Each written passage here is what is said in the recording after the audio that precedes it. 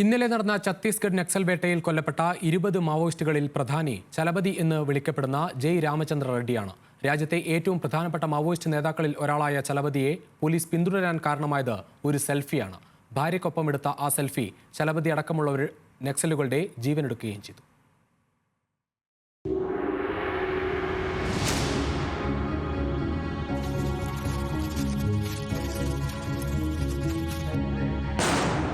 ഛത്തീസ്ഗഡ് ഒഡീഷ മേഖലയിലെ പ്രധാന Naxal ഗ്രൂപ്പായ CPI മാവോയിസ്റ്റിന്റെ central committee അംഗമാണ് ഇന്നലെ ഏറ്റുമുട്ടലിൽ കൊല്ലപ്പെട്ട ചലപതി.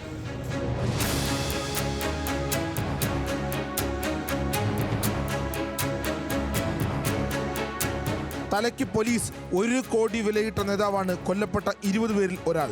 ആന്ധ്രയിലെ ചിറ്റൂർ സ്വദേശിയായ ജയ് രാമചന്ദ്ര റെഡ്ഡി എന്ന ഈ 60-കാരൻ ഏറെക്കാലമായി ഛത്തീസ്ഗഡിലെ ബസ്തറിലുള്ള ദർബയിലായിരുന്നു താമസം. സുരക്ഷാസേന പിന്തുടർന്നതിനെ തുടർന്ന് ഒഡീഷയോട് ചേർന്ന് കിടക്കുന്ന ഗിരിബഡ് നയാഗഡ് വനമേഖലയിലേക്ക് മാറുകയായിരുന്നു. സുരക്ഷാസേനയ്ക്ക് പ്രദേശത്ത് ഏറ്റവും വെല്ലുവിളി ഉയർത്തിയ നേതാവായിരുന്നു ചലപതി.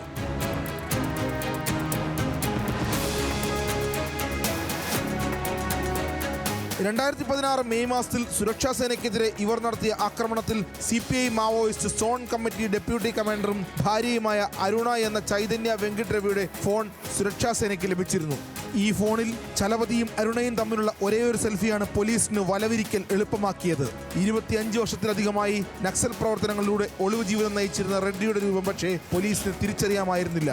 ചലപതിയുടെ പുതിയ രൂപം പോലീസിന് ലഭിച്ചതോടെ നിരീക്ഷണം ശക്തമായി. ഇത് ചലപതിയുടെ നീക്കങ്ങളെ ബാധിച്ചു. കാൽമുട്ടിന് അസുഖമുള്ള ചലപതിക്ക് വേഗതയിൽ സഞ്ചരിക്കാൻ ബുദ്ധിമുട്ടുള്ളതിനാൽ 10ഓളം അംഗങ്ങൾക്കൊപ്പം മാത്രമാണ് യാത്ര ചെയ്തിരുന്നത്.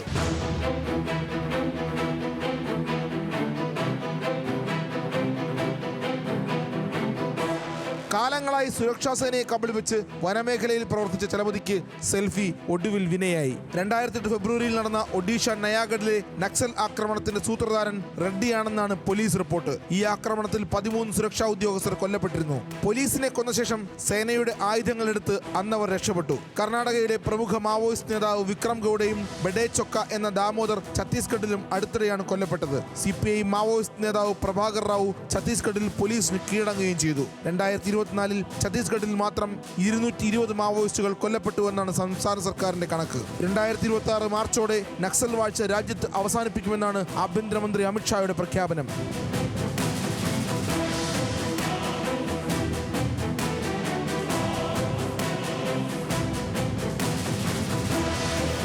National desk, news Malayalam.